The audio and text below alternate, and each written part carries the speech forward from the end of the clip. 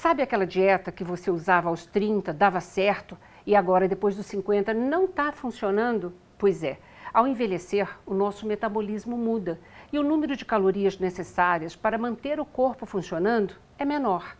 A queda hormonal também faz com que aquelas gordurinhas vão se ajeitando justamente nos locais menos desejados. O que fazer? Como manter o peso adequado para a gente estar saudável e se sentir bem? Dicas incríveis hoje no estúdio com duas nutricionistas. Andresa Botelho, especialista em transtornos alimentares pela Unifesp e membro do Instituto Brasileiro de Nutrição Funcional, e a nutricionista Franciele Batista, mestranda em Ciências da Saúde. Bem-vinda, prazer recebê-las hoje aqui no programa. Prazer todo meu. Obrigada, prazer é todo meu. Então, vamos começar, Andresa, por favor. O metabolismo muda mesmo ao envelhecer? O metabolismo não só muda, como diminui. Mas é importante também a gente colocar como esse corpo, como esse metabolismo foi preparado para chegar aos 50.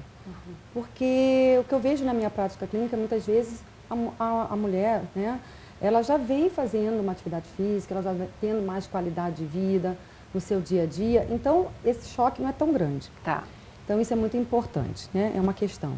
A segunda questão é o contrário disso. Esse metabolismo não foi preparado para chegar aos 50 anos e ter essas alterações bruscas, porque tem oscilação hormonal, tem perda de memória, tem um corpo que fica um pouco mais masculinizado, no caso da mulher, então fica com um pouco mais de gordura abdominal pela queda do estrogênio. Então, tem que ter essa noção, principalmente o profissional da área de saúde, que vai ser procurado para orientar, em relação a esse metabolismo. Agora, é possível, mesmo em função dessa mudança do metabolismo ao envelhecer, é possível emagrecer depois dos 50 anos, Fran? Sim, é possível. Existem alimentos que podem ajudar nesse processo de emagrecimento, tanto com emagrecimento e qualidade de vida para a saúde da mulher. Né? Vamos passar algumas dicas então, o que a gente pode comer e o que a gente não pode em termos de recomendação, para a gente emagrecer, né? Eu digo. Bom, o primeiro ponto é se hidratar. Né? A gente fala no básico, mas a água ela é importante. Então, como beber água? Volumes intermediários ao longo do dia. Muitas vezes as pessoas sentem fome e, na verdade, é sede, porque ficam muito próximos no nosso cérebro. Olha que interessante, a vontade isso. de comer e a sede. Então, beba água. Isso também é relacionado com reações bioquímicas do nosso corpo. Então, nada substitui a água pela própria composição química, né, do H2O. Então, faz necessário para essas reações. E, Andresa, tem uma recomendação que a gente pode dar em termos de quantidade de água que a gente deveria ingerir por dia? Sim, uma média de 2 litros por dia, mas é importante colocar que esses 2 litros devem ser em volumes intermediários, ao longo do dia. Costumo falar para o meu paciente, bebericar água, não deixar sentir sede. Quando você sente sede, você já começa um processo de desidratação. Então, a água ela não vai ter a função necessária, ela vai para suprir essa sede e essa desidratação. Então, volumes intermediários ao longo do dia. Andresa, em geral, água, a gente pode consumir antes, durante ou após a refeição? Qual que é a recomendação? Eu peço que não consuma com a refeição, porque vai diluir o suco gástrico, então pode interferir na digestão.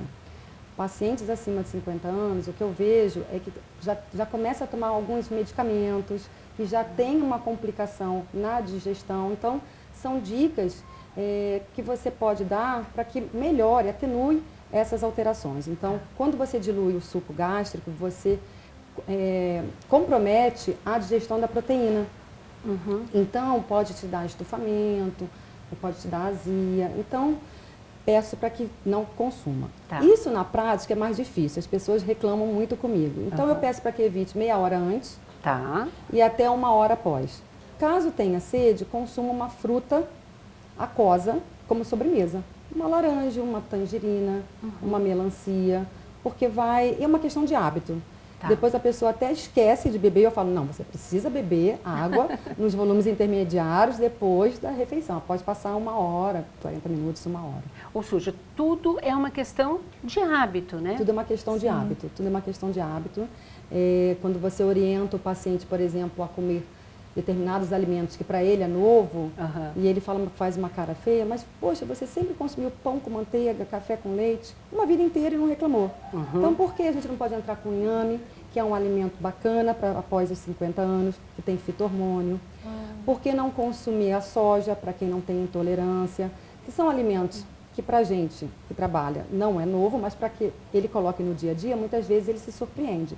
Então, também dá dicas de como cozinhar do seu dia a dia, para que esses alimentos que são tão importantes após os 50 anos, faça parte do dia a dia.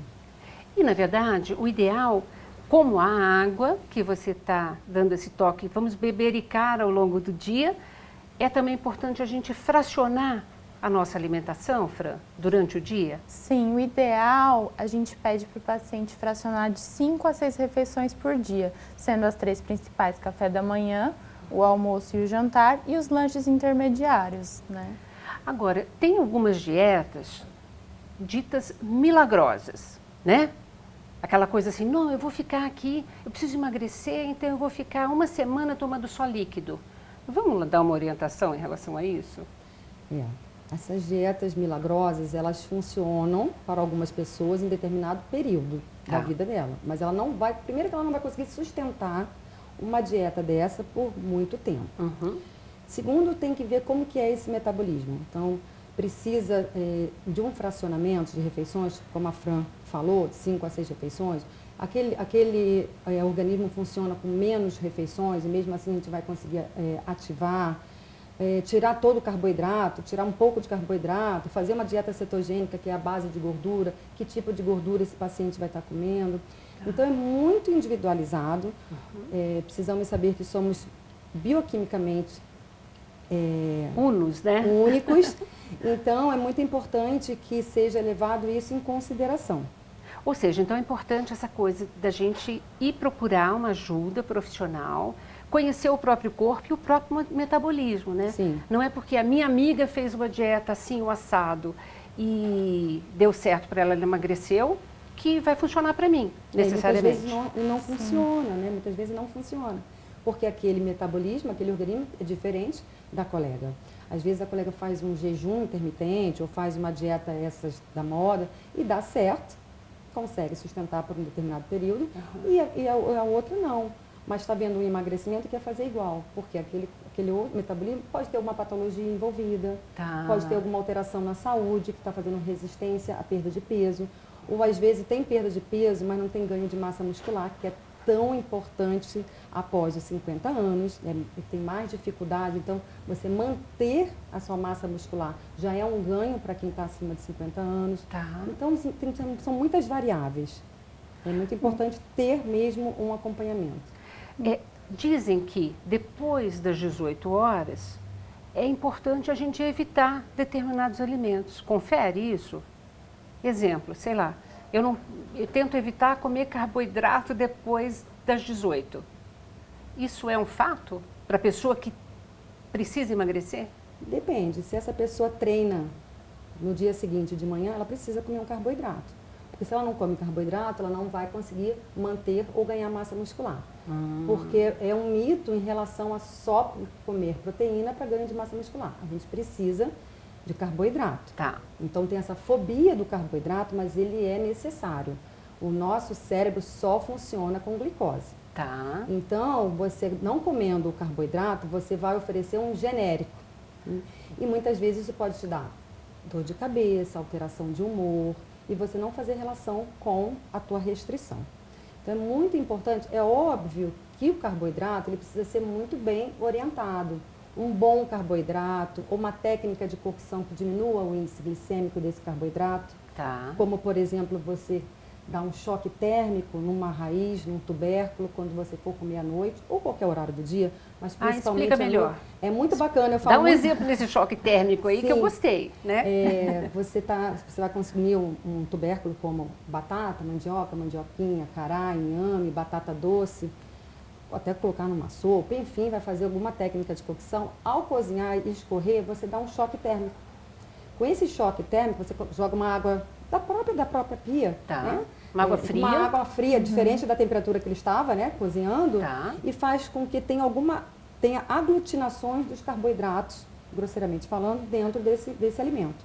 E isso faz com que diminua a velocidade entrando no teu organismo, de disparo, por exemplo, de insulina, que é um hormônio anabólico, que ele é formador e nesse momento ele pode formar gordura, principalmente abdominal, porque o pâncreas fica no abdômen e ele é secretado pelo pâncreas. Então, também tem dicas de técnica de cocção, isso pode não só com os tubérculos, mas também com uma massa. Né? A gente só não consegue fazer isso com arroz, né? Mas o arroz, por exemplo, a gente pode pingar limão, porque a acidez também tem essa mesma função de diminuir a velocidade desse carboidrato entrando no organismo. Nossa, que interessante isso. É muito interessante. Às vezes o paciente não come e eu começo a ensinar, né, ter essas orientações de técnica de cocção no alimento de verdade, né, comer comida para emagrecer, comer comida para se equilibrar. E às vezes uma dica faz com que mude tudo. É muito interessante. Muito bacana. Nós vamos para um rápido intervalo e já já a gente volta para passar mais dicas, tá bom? Sim. Tá bom. E você também não saia daí, a gente volta já já.